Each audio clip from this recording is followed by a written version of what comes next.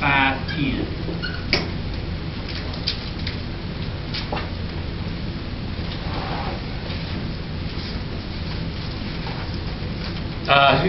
Richard, do you have that? Yeah.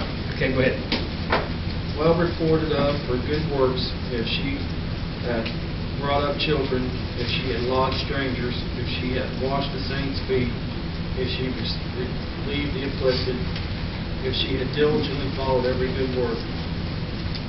See, we see in this verse having a reputation for good, and if she had brought up her children, she had shown hospitality to strangers, if she washed the saints' feet, if she had assisted those in distress, and if she had devoted herself to every good work. So you have the word good in the first part, and there's two different words for good. One, physical work, and then good of doing it from your spirit.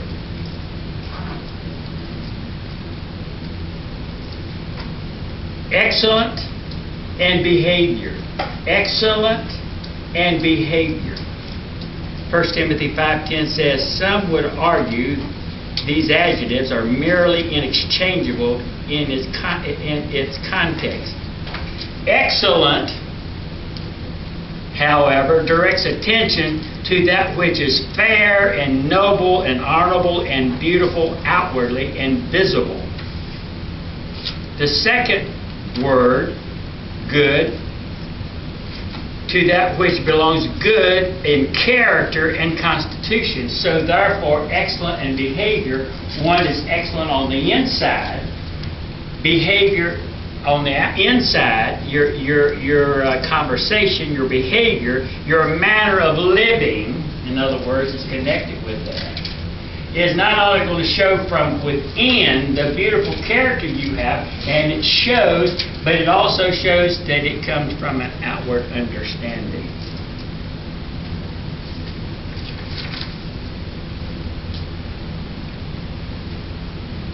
Excellent, that you could turn honesty, the word honest means excellent or right, is an adjective to describe the noun. Simply describes a thing as good. Excellent means, or honest, that a thing is not only good but looks good. It is a winsome attractiveness about it. And I thought, no, wait a minute. I didn't really get that out of the word honest. I read honest, and I thought that means you didn't cheat anybody. Honest in today's language has an entirely different idea than what it originally meant. And so, when Jesus is described as a good shepherd, good, the word excellent, he was an excellent shepherd. In him there is more than fidelity. There is loveliness. And it describes a thing which is not only good but lovely. It is not only good, but it's lovely. A thing might be good and yet be hard, stern, unattractive, but a thing which is the other good is winsome and lovely. And so you can have excellent and you can have behavior, excellent behavior. So a good word for honest then is, I think I put it in your notes, is to be honest, is to be right at doing that. And so that if you are going to try to witness to an unbelieving world, then your behavior must be genuine, honest and excellent and lovely and winsome and gracious and fair to look at. They must see in you what you want them to see in you.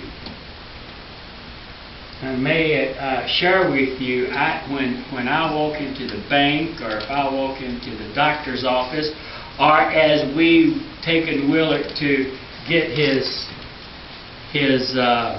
testing, and we sat there, and several people came and sat down right. I dressed like this 7 days a week, and I went Willard and sat down, and I was in the office up there, and we saw this young lady who was Melanie's Songer's good friend, and we started talking to her.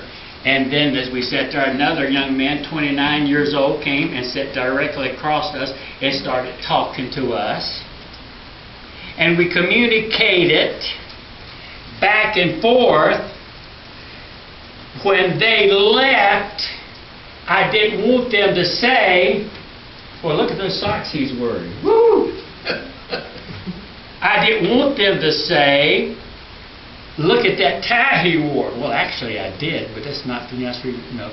I wanted them to say, wasn't it nice to have a pleasant conversation with a person that looked nice on the outside, but the expression on the inside was as beautiful as otherwise.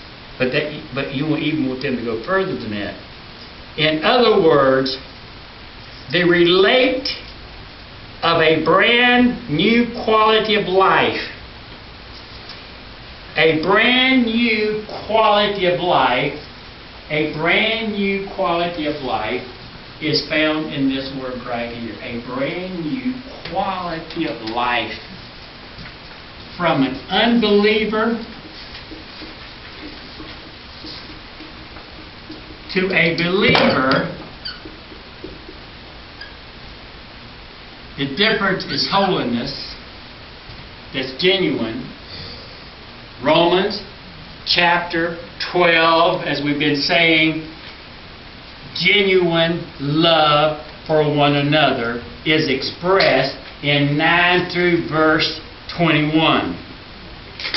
Genuine love.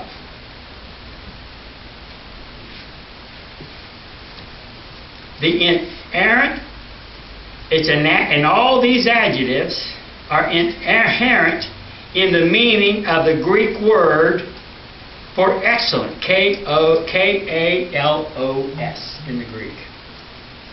In other words, the related of the brand new quality of life. Here's another one. A transformed life. A transformed life.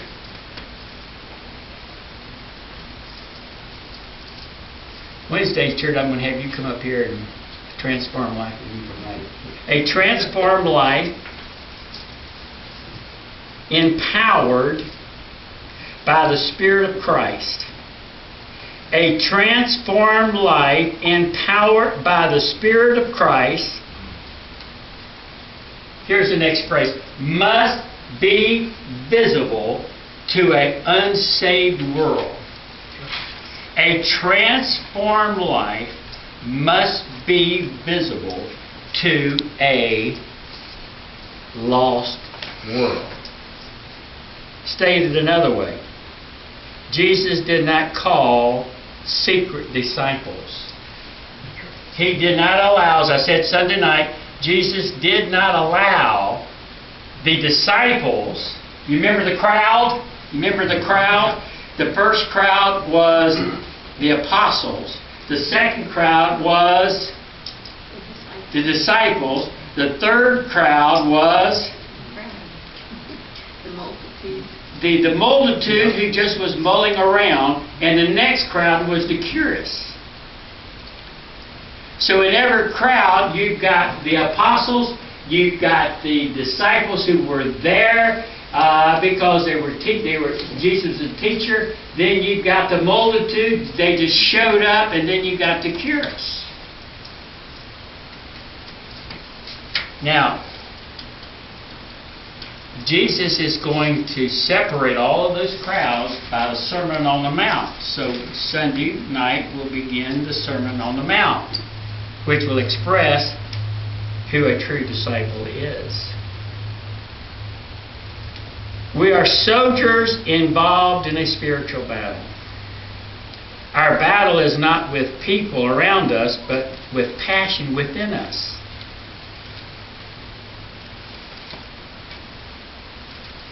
Can I share with you, bumper stickers on our cars and crosses hanging around our neck carry no impact for Christ? Amen. Here's what Peter is teaching. The seeing world in us, here it is, the seeing world seeing in us, which reflects the activity of Christ in our lives. In other words, as we get to the end of the verse, is that our lives are a reflection of the activity of Christ in our lives. In other words, the seeing world, as we see in this verse, is saying there is something in that person that is resonating, that he is living a life contrary to the world. And here is another thing, as I'm thinking about. God saves every person. Now here, listen to me. Here's what happens. God uses you to flesh out what salvation's all about. You as an individual fleshes out what a transformed life looks like. So that when the Spirit of God enters into the heart of a lost person, he has already been focused and seen from a world of Christians. So this is what you mean a Christian is to look like. He fleshes it out for us. Notice it says, the next phrase, among the Gentiles.